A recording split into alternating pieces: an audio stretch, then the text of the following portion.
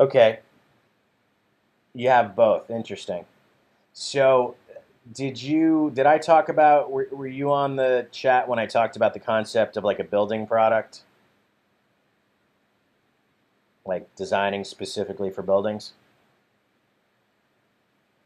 And I'll talk a little bit while you're writing, but um, I have to tell you, it's something that I've been doing for a while, but I see it. There's actually companies that now that's their entire concept is that they are a building pet service, meaning they design a product for your building, and then they literally take over all the business in the building. And a lot of new buildings going up. Okay, you weren't around for that. Okay. Um, well, this building concept, it's pretty. I'd say it's pretty good idea. Something that I always wanted to do, I never sort of pushed in on it. That I see being done, is that people are getting connected with property management companies and becoming sort of the de facto company.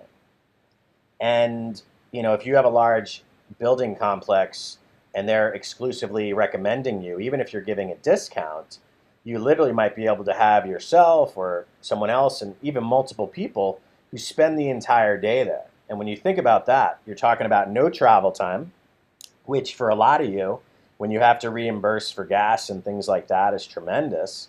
But also, with the no travel time, you're talking about making money almost every minute, right?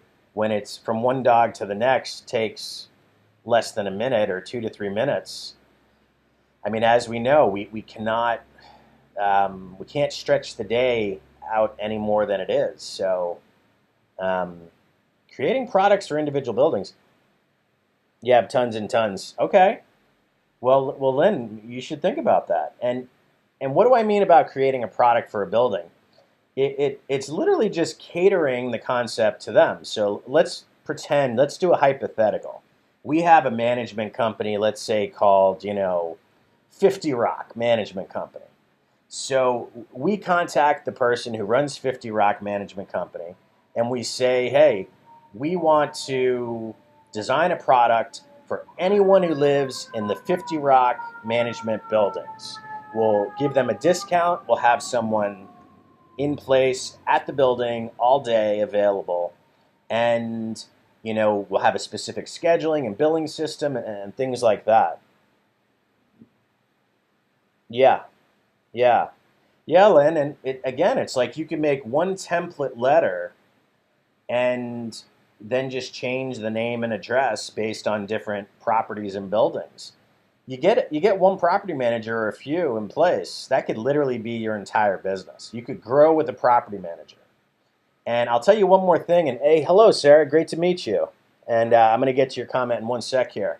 I'll give you guys one more example, which is there was a fitness company called Equinox in New York City. You might have heard of it. And the original owners sold it to someone for like $25 million, which, it's a great amount of money. You'd think it's a great deal. The next person took it and sold it for like 150 million. My numbers are probably way off. I'll just say it was tremendously more the next person sold it for. And he sold it to a developer. And what the developer is doing is in every new building, there's going to be an Equinox in the ground floor. That's a really great value proposition the developer can offer is, if you ever live in one of my buildings, there's an Equinox. And Equinox is like really high-end gym.